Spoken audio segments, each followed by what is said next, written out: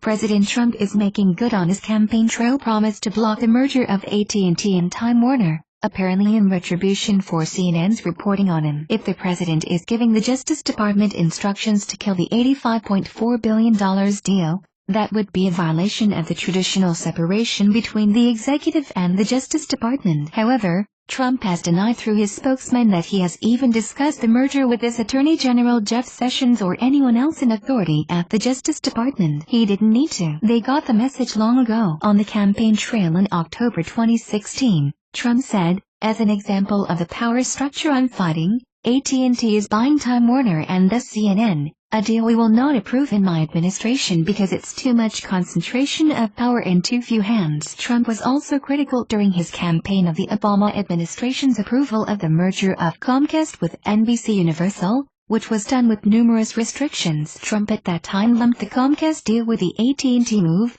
claiming deals like this destroy democracy. That statement was made not long after Access Hollywood, a show owned by NBC, which is a part of Comcast, aired a tape showing Trump talking about being able to kiss and grab the privates of women if he chose because of a celebrity. At the time, the tape appeared to be a major blow to Trump's chances to win the election. While Trump has not publicly discussed the AT&T acquisition of Time Warner since his inaugural, his attacks on the press, and CNN in particular, have been frequent. Attacks on the press have been one of the clearest rooflines of Trump's campaign and administration, reported Media Matters on November 8.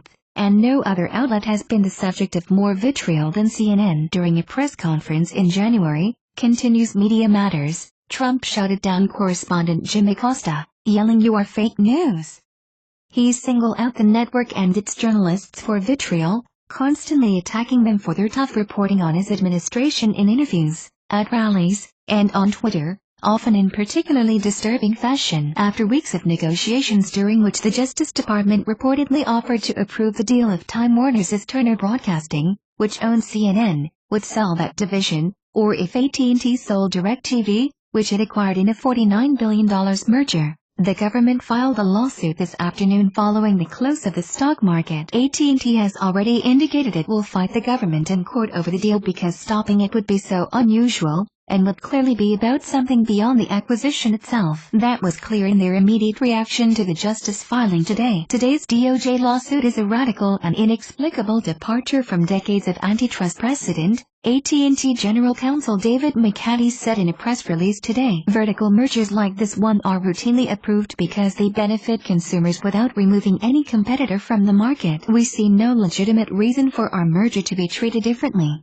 added McCarty. It has been many years since any big vertical merger, where the two companies are not in overlapping business, was blocked by any administration. It is particularly unusual because Republicans have long been the party that facilitated such deals while Democrats have often blocked the deals over the consolidation effect, adding to the sense that this is a political move backed by Trump. Other mergers are being allowed to go forward that create big powerful companies, and in some cases are horizontal acquisitions, meaning they do consolidate the same kinds of companies. A prime example is Sinclair Broadcasting's deal to acquire Tribune Broadcasting, which will give it an unprecedented 74% reach into American TV households. The difference seems to be that Sinclair is a big Trump backer and a darling of Republicans, while Time Warner's top executives openly supported Secretary Clinton in the election. One rumor is that Trump wants to force a sale of CNN not only because of his dislike for their reporting but also so that it can be acquired by Rupert Murdoch for his news media empire,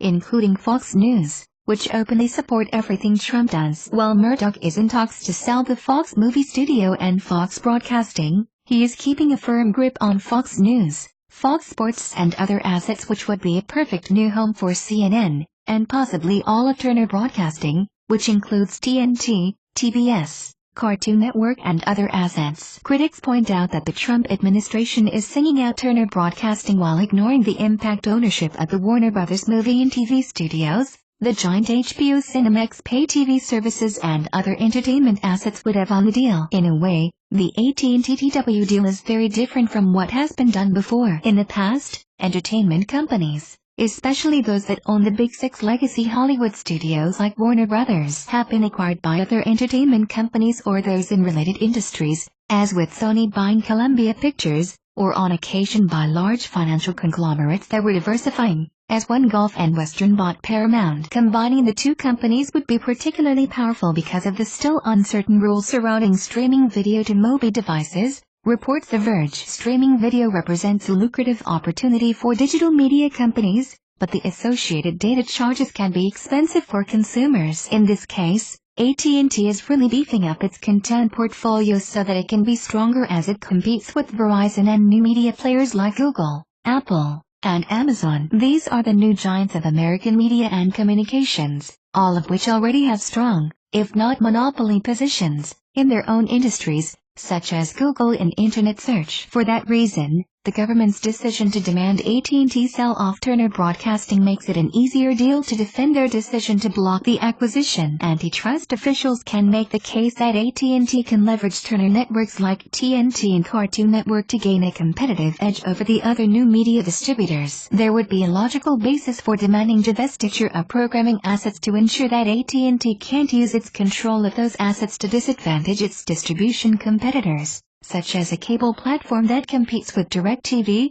Cornell Law School professor George A. Hay, a former DOJ official, told Business Insider on November 9. None of this rules out a political motive, added Hay, but if the story weren't reported as divest CNN, it would be easier to have an intelligent discussion. As it is, in its suit today, the DOJ's big claim was that the AT&T-TW deal would hurt consumers. A number of rival companies and consumer advocates do oppose the acquisition just because of its size and scope, but that would not normally faze a Republican administration. Despite Trump's denials, it seems obvious that Trump wants to punish CNN, and if possible force it into friendly arms like those of Rupert Murdoch, while continuing his tirade against the media who do not report what he wants when he wants. Ultimately, this really is all about the First Amendment and the free press. There are reasons to fear how big it will make AT&T, but there is a much greater set of reasons to fear Trump's attempts to crush the press for reporting the news and not just parroting Trump's agenda as Fox News and Breitbart do so often. So while the constant consolidation of key industries will likely decrease competition and increase costs to consumers, the threat to a free press is a much bigger problem.